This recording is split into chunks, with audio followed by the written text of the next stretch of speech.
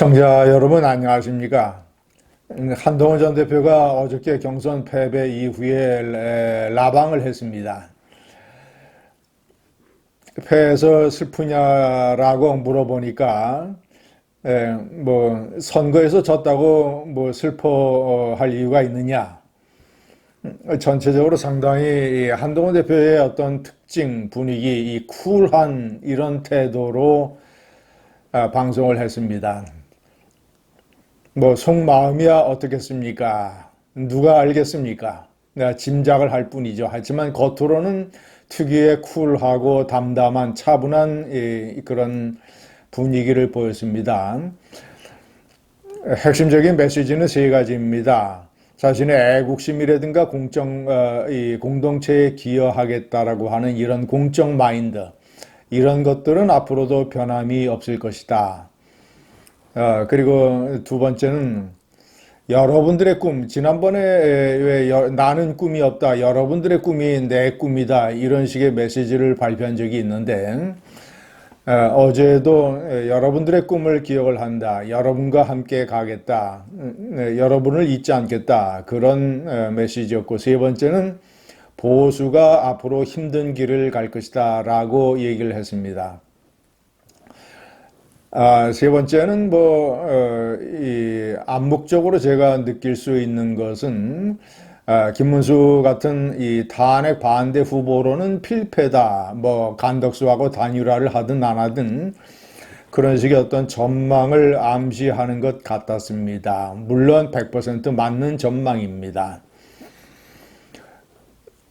앞으로 어떻게 할 것인지, 이 전당대회 때 당대표 선거에 나설 것인지, 그리고 내년에 지자체 선거라든가, 서울시장, 그리고 3년 후에 국회의원, 이런 것들에 관해서는 얘기할 상황도 되지 아니하고, 시간도 아직 많이 남았으니까 얘기를 안 한 것이 당연하겠죠. 그런 것들은 언급을 하지 않았습니다. 시청자 여러분, 제가 오늘 결론적으로 먼저 말씀을 드리면 한동훈의 앞으로의 미래의 길은 분명합니다.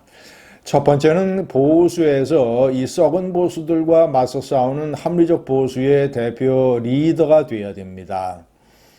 그리고 그 구체적으로 그런 방법은 본인이 권력 의지를 다져서 전당대회 때 이제 김문수가 대선 필패니까 전당대회 때 친윤계가 당권을 잡으려고 또 한 번 이제 발악을 할 것입니다.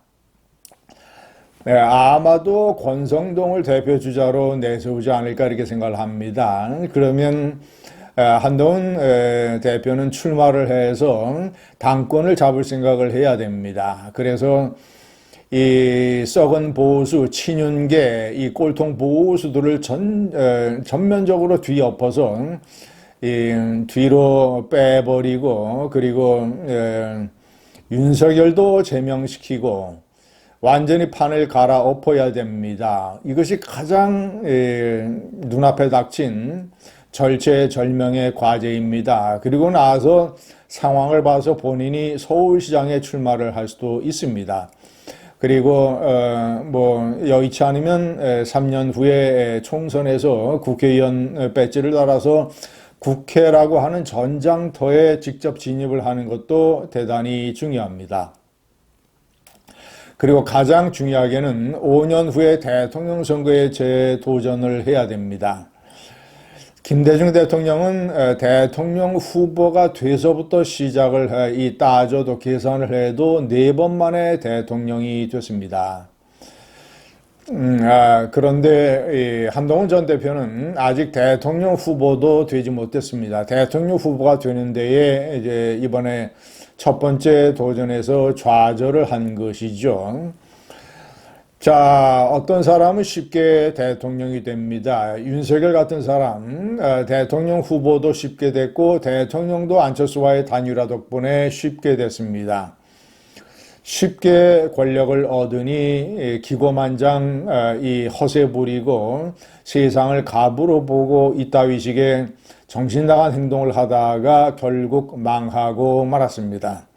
쉽게 권력을 얻으니 망했던 것입니다. 박근혜도 이명박과의 경쟁에서 한 번 패했었습니다. 이명박도 이명박도 이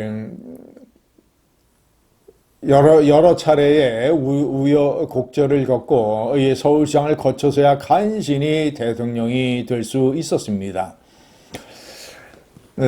시청자 여러분, 노무현 대통령의 대통령 도전이야 뭐 말해 무삼하겠습니까? 문재인도 한번 떨어졌었고, 자, 그래서 이 윤석열처럼 쉽게 얻은 사람만이 쉽게 망했습니다. 시청자 여러분, 그런 도전을 위해서 한동훈은 이제부터 갈고 닦아야 됩니다. 제가 가장 먼저 주문을 하고 싶은 것은, 자, 한동훈은 신체가 건강하고, 비유하자면 신체가 건강하고 빠르고 젊고 이런 이 젊은 사자입니다. 그러나 그런 젊은 사자, 신체 건강하고 빠르다고 해서 사냥감을 쉽게 잡지 못합니다. 사냥감을 잡는 것은 오히려 덜 빠르고 덜 건강하더라도 경험이 풍부한 노회한 암사자입니다. 자, 또 비유하자면 그는 신체가 건강하고 키도 크고 힘이 센 검투사입니다. 그러나 그런 검투사가 막상 칼라시움 전장에 들어가서 반드시 이긴다는 보장이 없습니다. 그보다도 훨씬 더 신체가 작고 힘이 약하고 나이가 많아도 칼을 많이 써봐서 칼을 쓸 줄 아는 사람이 칼라시움의 최종 승자가 됩니다. 시청자 여러분, 한동훈 전 대표는 이제부터 칼을 쓰는 방법을 집중적으로 연마해야 합니다. 이번에 당원 책임 당원들 투표에서 6대4로 패했습니다. 상당한 표차가 난 것입니다. 물론 이 당협위원장을 확보한 비율에 비하면 확보 비율은 한 8대2 정도가 됐는데 그에 비하면 그래도 당원표를 더 얻은 것이지만 어떤 한동훈의 바람, 특히 1년 전에 전당대회 때 63%를 얻은 것, 그리고 이번에 후원금 11시간 완판의 기록을 세운 것, 이런 것들, 그리고 해피워크에서 보여준 어떤 이 민중의 바람, 이런 것, 그리고 TV 토론에서 보여줬던 어떤 이 뛰어난 실력, 이런 것들에 비하면 책임 당원들의 투표가 너무나 득표가 미약합니다. 바람이 표로 현물화되어야 합니다. 1년 전에는 지금처럼 배신자 프레임도 그리 크지 아니었고 윤석열과의 대립도 크게 그만큼 너무 이슈가 되지는 않았기 때문에 많은 책임다운들이 표를 몰아줘서 63%라고 하는 전설적인 기록을 세웠었습니다. 시청자 여러분, 그것이 왜 이번에 6대4로 무너졌습니까? 제가 듣기로는 어떤 당협위원장들은 한동훈 후보로부터 전화 한 통도 받지 못했다라고 얘기하는 사람들이 있다고 합니다. 모든 당협위원장들에게 전화를 해서, 왜냐하면 당협위원장들이 그 지역구에 속한 책임당원들, 적게는 2,000명, 많게는 4,000, 5,000이 되는 책임당원들에게 미치는 영향력이 여전히 존재하기 때문입니다. 더구나 TK 같은 지역에서는 2선, 3선 한 중진 의원들의 영향력이 책임당원들에게 상당히 작용을 합니다. 그러니까 뭐 TK뿐만 아니라 전국의 당협위원장들의 마음을 좀 더 많이 잡았어야 합니다. 이런 것들은 아직까지도 젊은 사자 한동훈이 사냥감을 잡는 방법에 미숙하다는 것, 아직까지는 젊은 검투사 한동훈이 칼을 쓰는 방법에 미숙하다는 것을 증명합니다.